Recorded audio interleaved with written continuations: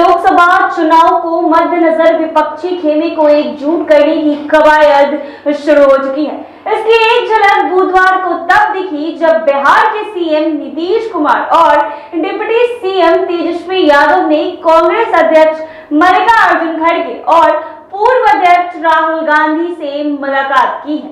आपको बता दें कि मीटिंग के बाद जब नेता मीडिया में पहुंचे तो उन्होंने इस मुलाकात को ऐतिहासिक करार दे दिया है। मल्लिकार्जुन खड़गे ने कहा है कि इस ऐतिहासिक बैठक में हमने बहुत सारी चीजों पर चर्चा की है। आने वाले वक्त में सभी विपक्षी दलों को एक करना है और चुनाव में एकजुट होकर लड़ाई लड़ना है। हम सब मिलकर इसी रास्ते पर काम करेंगे। आपको बता दें कि बिहार के सीएम नीतीश कुमार ने कहा है कि अंतिम रूप से बातचीत हो गई है और इसी के आधार पर आगे अधिक से अधिक दलों को साथ लाना है। हम ज्यादा से ज्यादा दलों को पूरे देश में एकजुट करने की कोशिश करेंगे। आपकी फिटनेस का राज क्या है? एशवेल रस, ये एक ही बोतल में है। Stress, weakness, acidity, obesity, hair fall, skin की हर परेशानियों का एक ही हल। एशवेल लाइफ, डायबिटीज फ्री लाइफ।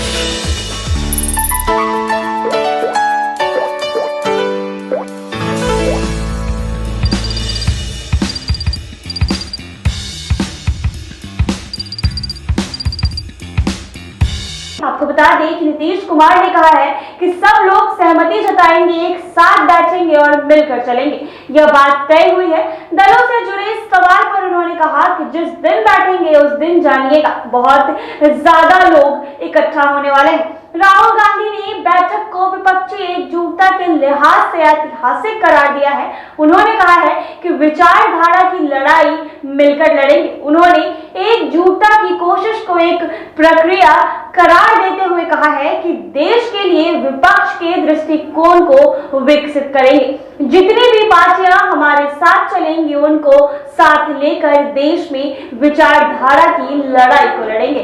संस्थाओं और देश पर जो आक्रमण हो रहा है उसके खिलाफ हम एक साथ मिलकर खड़े होंगे। आपको बता दें कि सूत्रों के मुताबिक संसद सत्र के बाद से खड़गे ने तमाम दलों के नेताओं तक पहुंचने की कोशिश शुरू कर दी है।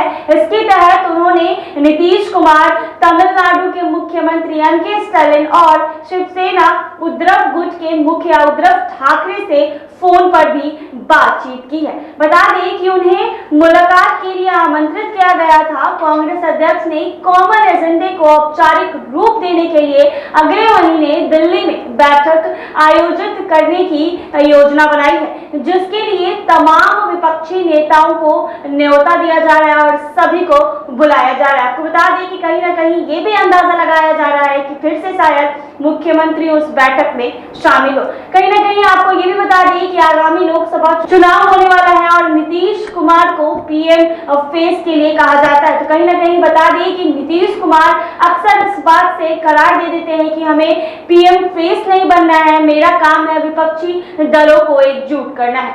ऐसे ही तमाम अपडेट्स के लिए बने रहे NBC 24 पर।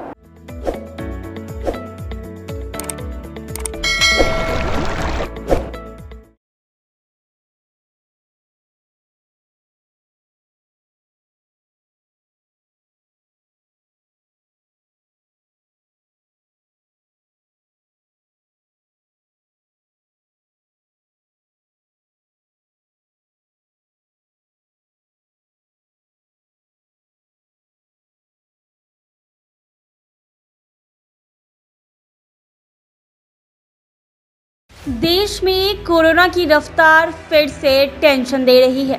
इस बार कोरोना मामले के पीछे ओमिक्रॉन के नए वेरिएंट XBB.1.16 को जिम्मेदार बताया जा रहा है। इस वेरिएंट का पहला मामला इस साल जनवरी में मिला था। देश में कोरोना के 60% नए मामलों के पीछे यही वेरिएंट सामने आया है। स्थिति ये है कि जीनोम सीक्वेंसिंग के लिए भेजे गए सैंपल में से 50% पॉजिटिव आ रहे हैं। हालांकि इस बात को लेकर ICMR के एक स्टडी में सामने आया है कि XBB.1.16 अधिक गंभीर नहीं है। ऐसे में कोरोना संक्रमित लोगों को अस्पताल में भर्ती होने की ज़रूरत नहीं पड़ रही है। ऐसे में कोरोना से होने वाली मौतों की संख्या भी कम है। हालांकि पिछले कुछ हफ्तों में कोविड के केस बढ़े हैं। पिछले 24 घंटे में कोरोना के मामले की संख्या 10,000 पार कर गई है।